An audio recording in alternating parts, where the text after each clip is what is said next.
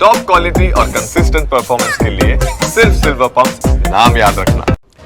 નમસ્કાર, સમાચારો સાથે હું છું જયેશ। સૌપ્રથમ વરસાદી માહોલની કરીશું વાત, જ્યાં બનાસકાંઠાની અંદર ધોધમાર વરસાદ વરસ્યો હોવાના અહેવાલ મળી રહ્યા છે। અહીંના પાલનપુર અને આસપાસના વિસ્તારોની અંદર વરસાદના સમાચાર છે। પાલનપુરમાં એક સાથે 5 ઇંચ જેટલો વરસાદ ખાબક્યો હતો। આ ઉપરાંત આસપાસના વિસ્તારોમાં ડીસાની અંદર 4 ઇંચ, વડગામમાં 3 ઇંચ વરસાદ નોંધાયો। ધોધમાર વરસાદ બાદ ઠેર ઠેર પાણી ભરાવાની સમસ્યા સામે આવી રહી છે। પાલનપુરમાં બનાસ ડેરી રોડ પર પાણી ભરાવાના દ્રશ્યો સામે આવી રહ્યા છે અને આ પાણી ભરાવાથી ટેન્કર અને વાહન ચાલકો અટવાયા હોવાની વિગતો છે। પાલનપુરના નીચાણવાળા વિસ્તારોની અંદર પાણી ભરાવાની સમસ્યા સામે આવી હતી।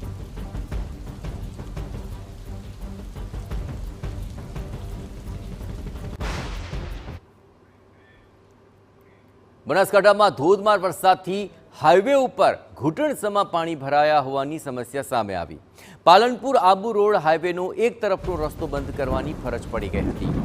બિહારી બાગ પાસે તો પાણી ભરાયું તો ટ્રક ખોટવાઈ ગઈ અને તે રસ્તો તેને કારણે બ્લોક થયો હતો। આ દ્રશ્યો આપ જુઓ કે જે પાણી ભરાવાને કારણે આ ટ્રક પાણીમાં ફસાઈ। સતત વરસાદથી બિહારી બાગ પાસે ઢીચણસમાં પાણી ભરાયા છે અને હાઈવે પરથી પસાર થતા વાહનો અટવાઈ રહ્યા છે। ટ્રાફિક જામની પરિસ્થિતિ તેને કારણે સર્જાઈ। ફરીથી હાઈવે ઓથોરિટીને આખરી બેદરકારીને કારણે આ વાહન ચાલકો મુશ્કેલી ભોગવી રહ્યા છે।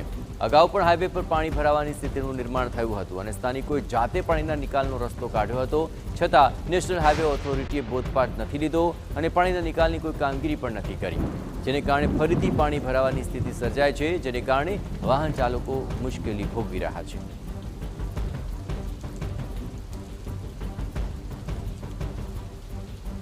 મોડી રાત્રે વરસાદ શરૂ થયો હતો અને જિલ્લાભરમાં જે પ્રકારે પાલનપુર, વડગામ અને દાંતીવાડામાં ધોધમાર વરસાદ વરસ્યો છે।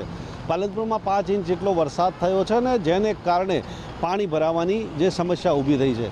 પાલનપુરથી આબુ રોડનો આ નેશનલ હાઈવે છે અને બિહારી બાગ પાસે ઢીચણસમાં પાણી ભરાવાને કારણે આ જે બિહારી બાગ પાસે છે એ વાહન ચાલકો મુશ્કેલીમાં મુકાયા છે। એક તરફનો જે હાઈવે છે એ બંધ કરવાની ફરજ પડી છે, કારણ કે વાહનો ખોટકાઈ જતા વાહનો પસાર થઈ શકતા નથી। હજારો જે વાહન ચાલકો છે એ પાલનપુર આબુ રોડ હાઈવે પરથી ચાલે છે, ત્યારે જે પ્રકારે ફરી એકવાર આ પરિસ્થિતિ ઊભી થઈ છે। નેશનલ હાઈવે ઓથોરિટી આ પાણીની જે સમસ્યા છે તેનો નિકાલ કરી શકતું નથી અને દર વખતે આ પ્રકારના નેશનલ હાઈવે પર દ્રશ્યો સર્જાય છે। એટલે કે જે પ્રકારે નેશનલ હાઈવેની ઓથોરિટીની બેદરકારી કહી શકાય અને આ બેદરકારીના જે પરિણામે આ વાહન ચાલકો અત્યારે તો ભોગવી રહ્યા છે। અતુલ ત્રિવેદી, TV9 બના।